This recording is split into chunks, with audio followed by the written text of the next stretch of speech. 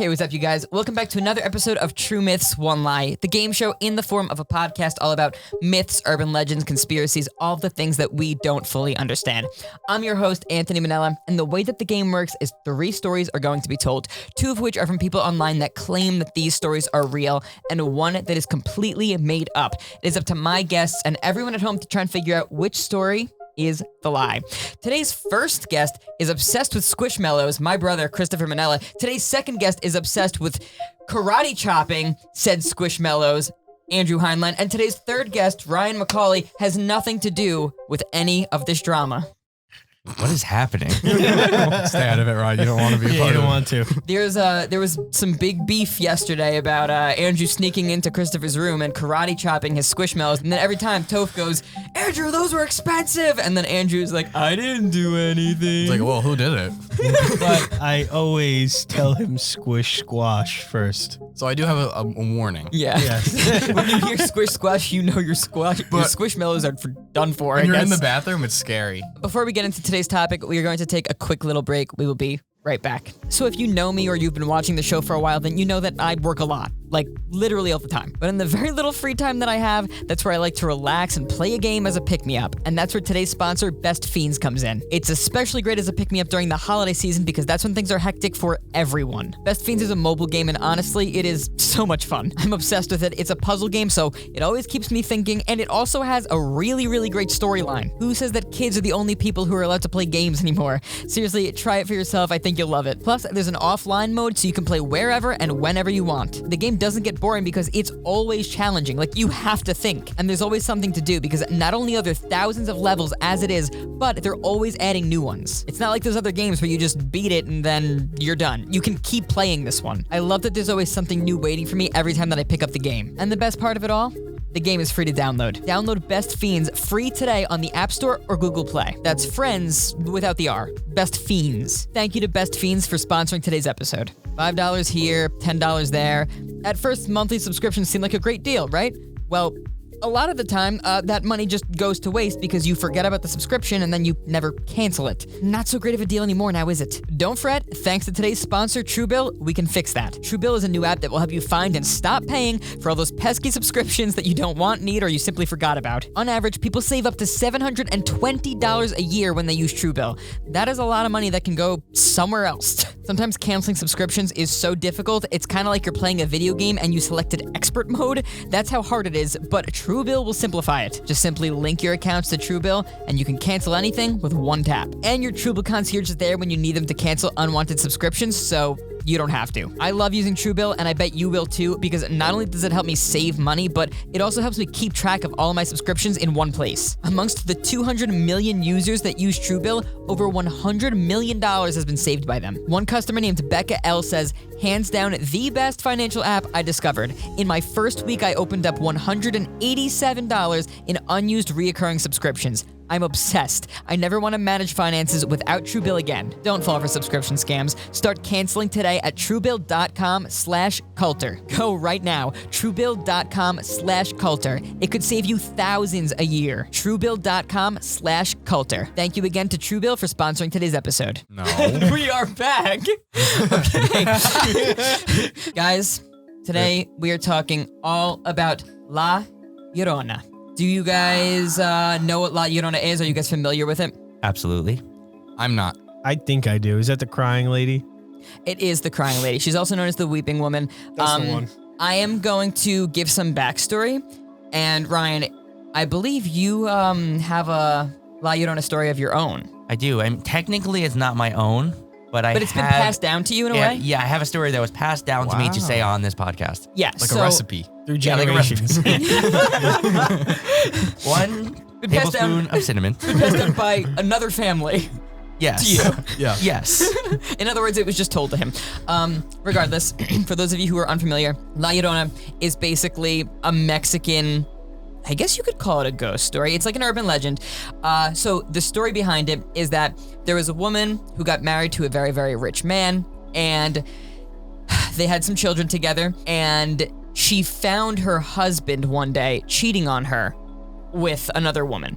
Now, she was so upset by this that she took the children that they had together and she drowned them in the river. And then she was so guilty and she felt so bad about doing this that she drowned herself in the same river. And the rumor, the legend, whatever you want to say it, is that she was not able to pass on to the next life. She's kind of stuck here on this plane of existence. She's stuck here in a purgatory, and she's not allowed to leave until she finds her children. So she goes around and she finds people and basically asks them if they're their children and takes them until she finds her child. And she drowns them or whatever happens. We don't really know what happens if she thinks that you're her child, but I don't know what happens. Wait, so does she only go for kids? No, she goes for anyone. Yeah, there's actually a little bit more that I've heard. There's also a different version of this. There's a few different versions of the story. Yeah, because the one version of her that I know is that she targets young single men. Can I just say I'm so happy to be married right now? So happy. I'm not even afraid of these stories anymore. Actually, it might not be just single men. It's actually, that's wrong. Just Sorry. men? Let me backtrack. It's just like young, good-looking guys. But she Anthony is safe. You're That done is for. great. Anthony's done for. But me, watch out. Yeah, that's basically how it goes. Everyone who's encountered her have very similar experiences. They basically all say they've heard her weeping, they've seen her, she wears all white, she's got like a veil covering her face, so on and so forth. That's what all of our stories are about today. That being said, Ryan knows someone who knows someone who knows someone. I knew this guy, We're gonna hear a little fourth story today, Macaroni. but this one is true. It's pretty freaky. Let's hear it. So, this story comes from my girlfriend's mother, who they're Mexican, and back when she was in Mexico, she went to this wedding, and she didn't have this experience herself, but this is someone that was at the wedding. So she left the wedding early, and there's this guy, and he meets this beautiful woman, and she's wearing all white. He's dancing with her. They're having a great time together, and eventually it's getting really late, and he's like, let me take you back to your house. Like, I'll walk you home. And they leave. And they're walking down the street, walking towards her house, but the guy doesn't know where she lives. So he's like getting the directions from her, like, oh, where do we go? And she's like, oh, it's just a little bit farther. We're almost there. So then eventually she stops, and he's like, oh, we're in front of a cemetery. And she's like, yeah, this is my house. And all of a sudden, like, the realization hit him, and he went completely pale, and he just ran for his life. And he wasn't even anywhere remotely near his house. He was miles and miles away from his house. So he ran far, all the way back to his house. And when he got there, he was still pale. He had a bad fever, and he was basically like non-responsive. They had to do like an emergency, like spiritual cleansing on him. And after doing the cleansing, he finally came to. And they heard his story and everything that happened, and they reviewed the footage from the wedding and found that he was dancing with no one. Wow. Freaky. Why do I look at me? I hate that story. That's creepy. Yeah, that is really, really creepy. Really creepy. And then, run for miles? That's horrifying. Yeah, the running is the worst part. Yeah, that's definitely the worst part. Anyway, we're gonna tell 3 stories, and yeah, you guys ready? We'll jump in. yeah. All right, let's do it. Story number 1. Okay, so this story was passed down from a mother to her daughter from when her mother was younger, and this happened in 1988. So she grew up in a poor town by the Cullican River, and she used to go by this river and play there all the time, usually with just a little toy wooden boat, or she would splash around on the water with some of the other kids. So one day, she was out by sunset. It was getting dark out, but it wasn't night yet. The sky was like a dirty orange mixed with blue, and she said that she just felt something was off. Something felt ominous. Something felt very, very strange to her. That's when she started to hear the sounds of someone crying down the river. And she was curious, and she decided, I'm gonna see if I can get a closer look and see what's going on. As she was walking, the crying was growing louder and louder, and then she saw someone dressed in all white with her face covered. She started to get really, really freaked out. So she turned around and she started running. And it's getting dark out, and as she's sprinting back to her home, she feels the hairs on the back of her neck stand up, and she feels a cold hand get placed on her shoulder. So she ran all the way back home. She finally makes it there. She's not sure when the crying stopped or how it stopped. She wasn't paying attention to that, but she's now safe in her home. However, she realizes that her shoulder, the spot where she felt the hand touch her, is still cold. So her mother came home and she told her mother what happened, and her mother explains to her that this is probably La Llorona. And that was the day that she learned of La Llorona, and she never forgot this experience and never experienced anything like this ever again. And that is the end of story number 1. I'm gonna give you guys some time to discuss. Go. Yeah, I don't know. Just the initial start to the story, I kind of felt that it was real. And we'll see how the other ones are. But I feel like it's meant to throw us off the track slightly because it's like, oh yeah, this story was passed down from my mother and my grandmother was there too. Like, boo, boo, boo. no, the passed down thing makes me kind of think that it's real. So it kind of depends to me how the other stories are told. Sounds like it was put in place to make you think that way. I don't think so. I don't think whoever made the story would say that the story was passed down from a mother to the daughter. Darkish orange mixed with the blue sky. Because that's how a lot of these stories go. They're passed down. I'm skeptical because I'm starting off skeptical. I'm just on my A game today. That's fair. No one's judging. You feel like you're judging. You guys feel like you're judging me. I'm judging you. I don't know about Toph, but I am judging I'm not. you. Why are you judging me? I was We're judging you a the moment I team. walked in the door. We're a team. Is it because I have a stain on my shirt? No, you always have a stain on your shirt. Are you guys ready to hear story number 2? Mm-hmm. Yep. We are Ghostbusters though, You so only we should notice it get when this. you're Spangler. Spangler. Toph. Guess what? You're a ghost. We're gonna officially bring you into the Spangler Squad. The what? The Spangler Squad. Okay. I don't know what that is, but okay. No, you're a Spangler now. Yeah. What is a Spangler?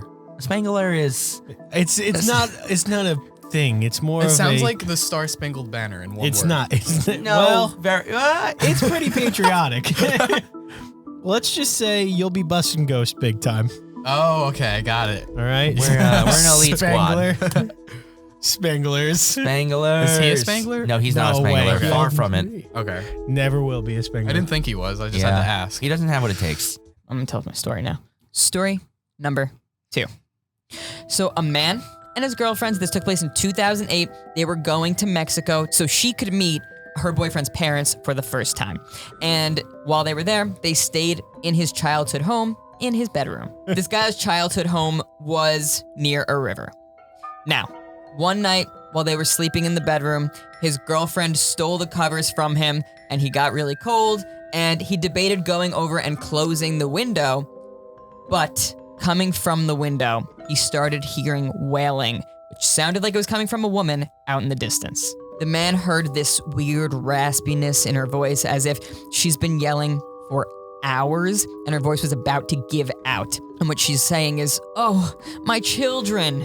As the wailing started growing louder and louder, the girlfriend woke up. The girlfriend and the boyfriend are horrified. They're sitting there shaking, and it keeps sounding like it's getting closer and closer, louder and louder, until eventually the wailing sounds like it's right outside of their window. So they are hiding underneath the covers, staying as motionless as possible, but they are horrified. Eventually, the wailing just fades out. Now, just when they think that everything is over, they hear their stray dog, which they adopted. So for some backstory here, there is a stray dog that they adopted, and it used to sleep on their front porch. And they hear they hear it banging up against their front door. What? No. What is this, Coco? Wait. Like Coco in the story. the boyfriend and girlfriend who don't live in Mexico have a stray dog that sleeps on their porch. And they brought it to Mexico. There's something else that's very wrong, but Okay. We'll discuss later. yeah. The dog is barking, it's banging up against the front door. Then eventually, everything stops. Everything goes silent, Including the dog? including the dog. So they attempted to stay up for a little bit longer to see if they could hear anything, but the rest of the night was totally calm. The next morning, they talk about what happened. They're horrified. They go outside to meet their stray dog, and the dog is nowhere to be found. And all that's left is some stirred up dirt right on their porch. And that is the end of story number 1. 2. I'm going to give you guys some time to we discuss. say Go. dose? Okay, first of all, the boyfriend took the girlfriend to Mexico to meet his parents. Mhm. And the boyfriend is Mexican. there is no chance that the boyfriend doesn't know who La Llorona is. And he seemed during that whole encounter like he had no idea what was going on from hearing the screaming. And anyone that is like Mexican would know who she is. And the moment they hear the screaming and the crying, they know exactly what is going on. So that was a big flag to me. And then the random dog that their stray dog that sleeps on their porch wherever they're from, and they brought it to Mexico. And it was just somehow randomly inserted into the story on the porch. And then La Llorona takes the dog. She doesn't take dogs. But yeah, that story sucked. I love that they were just hiding under the covers. I couldn't hold back my laughter because that's a classic move to stop a ghost. Yeah. Classic. If we just go under the covers and don't move, it won't know we're here. We all know ghosts can't go through covers. They can go through walls, but Oh, yeah, exactly. yeah. They can snap your neck if you're weak and feeble, but yeah, they can't pull off your covers. Right, of course. And that's why it's terrifying when Jess steals the covers from me, because then I have no protection from the boogeyman. Right. Okay, anyway, we're going to play a quick little mini game. Ready, guys? You've got 5 questions. Guess who? Go. Oh no! I hate it. All right, what? I hate it so much. This is a fan favorite. But what is the category? Like, guess who? What? You are guessing a mythical creature. I got it. Okay, let's hear it, Christopher. Am I allowed to just make a guess? What? Well, Why can't we just do? Can I solve? Solve what? Solve for X. You only Yes. get one guess, so you could. It would just be a No, very short okay. mini game. Does it have legs? Yeah, no, not doesn't does that walk. legs. Yeah, on all 4s or 2 legs. But wait, does that have to be a yes or no question? If you ask one, you get the answer to both. Oh, gotcha. Okay, so does it walk on all 4s? Yeah, that's Or good. does it walk on 2 legs? Does it walk on 2 legs? Our first question is, Does it walk on legs? 2 legs. 2 legs. Any legs. Does it walk on legs? Does it have legs? It does walk on 2 legs. Okay. Bigfoot confirmed. It's got to be the foot. Okay, what's the question we normally do? Like, is it hostile? Hostile, yeah. If it's passive or not, whatever. Wait, what can we think of that's hostile on 2 legs? Actually, a lot of things, I guess. Like We need to start narrowing down, like, Siren Boy. its habitat. Like, does it fly? Mm-hmm. Or is it on the ground? Or like, Well, if it it's walks on 2 hostile. legs, It probably doesn't fly. I'd say it's very land-based. Yeah. Generally. It could Generally. take to the air, but I would say it's land-based. I could tell you that it probably is not sea-based. You can't really walk in water unless you're Jesus Christ. Amen. All right, do we want to ask if it's hostile? I'm always nervous too. I am, because I Yeah, feel like it's very It feels like misleading. I'm not gonna. Yeah, it feels like asking that question. Like I'm not gonna really understand where to go from there. Yeah. But I don't know. What other questions can Is we it ask? humanistic? What? Okay, yeah. Is it human-like? Yeah. Humanistic was just a weird word, but Why? is that even a word? Humanistic? I maybe like I don't Humanologist? think that's a Dick. word. human-like. Is it more human than animal-like? Does it have at least half human qualities? Yes. More than half. Wait, yeah, more than half. Is More it than human? half. The answer is yes. Okay. Okay. Pretty human. All right. Anyway. So it's human-like and it walks Siren on 2 Head legs. walks on 2 legs. Wait, should we ask the hostile question? Siren Head's not. Does that count? He's pretty human, No, but as in except like for a siren head. Siren Head's not really like people have this like sighting I or wouldn't say Siren Head is human-like. People do not have sightings of this thing. Yeah. So okay. Oh, they Oh. don't. No one's What? ever seen this thing. All right, what's your next question?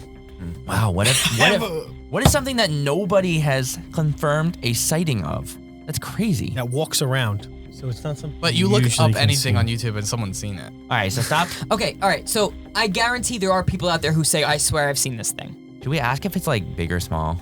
Yes. Yeah. Definitely not small. Okay. I don't know if big is the right word, but Slenderman? Okay. Okay. Yeah. No, now we're talking. Now we're talking. Now we're talking. But is there? Because he's not giant, but he is big. But Now we're Human-like talking. qualities. remember, Anthony said like, I don't think anyone's ever had a sighting of this. Have there been? No. Not that I can think There's of. not real sightings. It's just video games. It's just all fake stuff, right? Yep. Then I think we have the answer. I feel like we do also. I think we might, but like we have 2 questions left. We might as well use them and help us. Because the last time we were so sure it was Mothman, because everything was pointing towards Mothman. And then like we asked a Mothman specific question, like, does it have red eyes? And he was like, nope. And then we just wasted the whole Well, then question. we knew though. Does it? And we knew it wasn't Mothman, but it led us to nothing else. We could ask if it has eyes. Slenderman doesn't have he doesn't eyes. have eyes. Okay, but what else would that help narrow down? If he says no, it doesn't have eyes, then where do we go from there? Like, And the Slenderman. no, I mean, if he says yes, it has eyes, then what? I don't know. We know it has Well, eyes, like almost everything else except for Slenderman. But you know what? Sure, fine.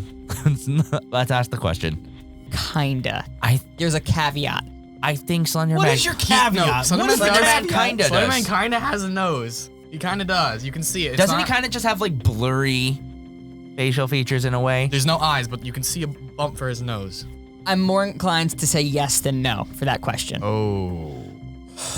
Ooh, I don't like to hear the sound of that. But kinda? What kinda It's a has yes eyes? or no question. All right, okay. If you need a yes or no, yes, it has eyes. I told you this was gonna happen. I knew it. Well, now we know it has eyes. But now we know that it's not Now we Slenderman. know. And we yeah, can and get we that out have of our one head. question Yeah. left. Yeah, what would the caveat be? He was like, oh, kinda, but there's a caveat. Like, Mike Wazowski. Could be Mike Wazowski. yeah, something with one eye might be that caveat. So, Tall man, handsome. handsome eyes. Wait, did we ask if it was handsome? No, You didn't ask if it was handsome. Can we But get is your it- personal opinion on that? I think he's beautiful. What were the questions we asked? He? We got a gender. We Got got a a free gender. gender. It's okay. So, I shouldn't assume the gender of it's this a creature man, today. walks on two legs, It's a tall human. So, like, giant. any basketball player. It's LeBron James. Wait, so what were the 4 questions we asked? I can only think of 3. Take what Christopher said, tall human, but don't think human-like. Because there's a a tall humanoid creature. There is a caveat to human. Because it's not necessarily human. a It's mummy. A mummy. Mummy? A mummy. A mummy? Okay. A Are mummy? mummies tall? I would put mummy on the same height as this thing. Mummies can be any height. Your Mummies can be any height. All right, we Yeah. might. Oh, yeah. I think it is a mummy, because like it Well, he has said he eyes. puts this thing on the same level as mummy. Yeah, but I don't think know, it a would be mummy if he said that. But a mummy has eyes, but you just don't see them because it's wrapped up. That's what I was thinking, but then he said that, and I turned it around. I think he just said that because he couldn't directly say yes. Like he couldn't directly tell us it's a mummy.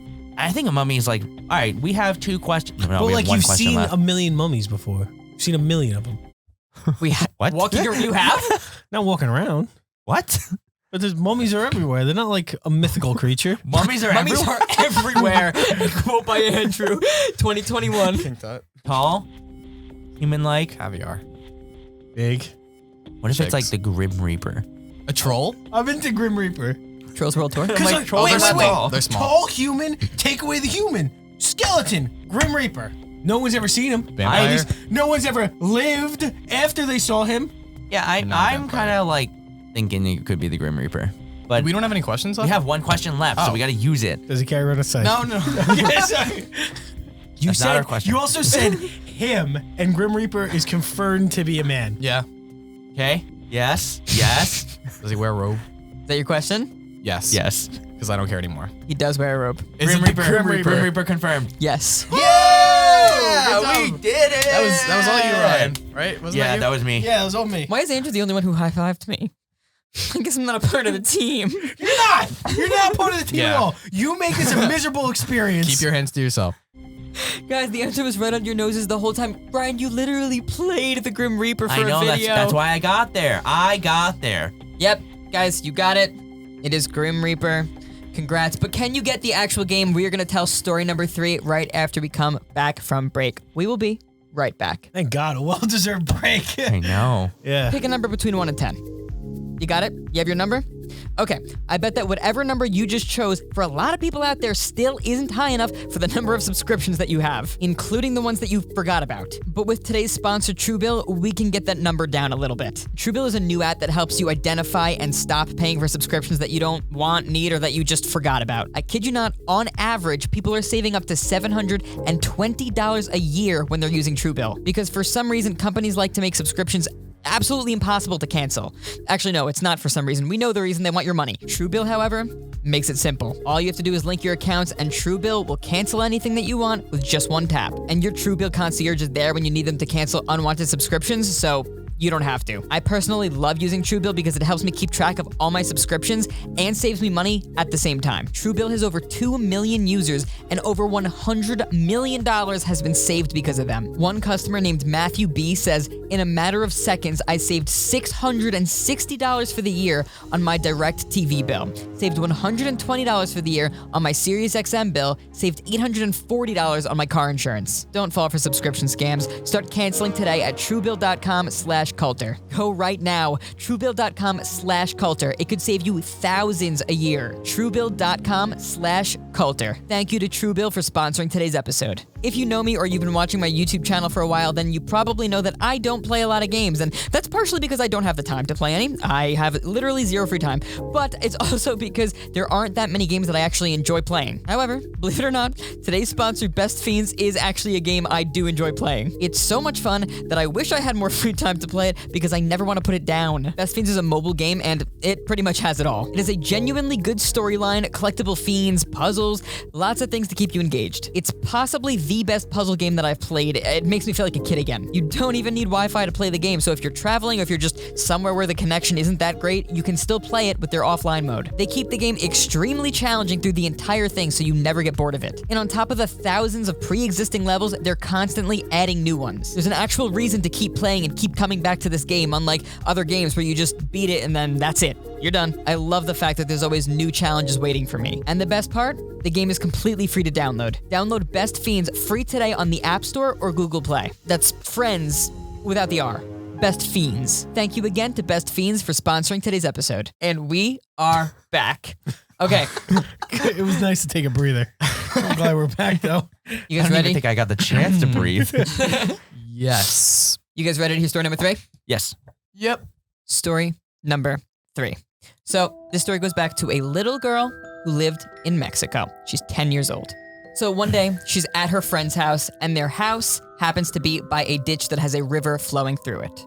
So they were just out playing, riding their bikes, doing their thing. And as the sun started to set, they started to head home. They make it back to the house safely. They're sitting in the friend's room. They have the radio playing. They're playing a card game until one of the girls develops an overwhelming sense of fear and anxiety for absolutely no reason.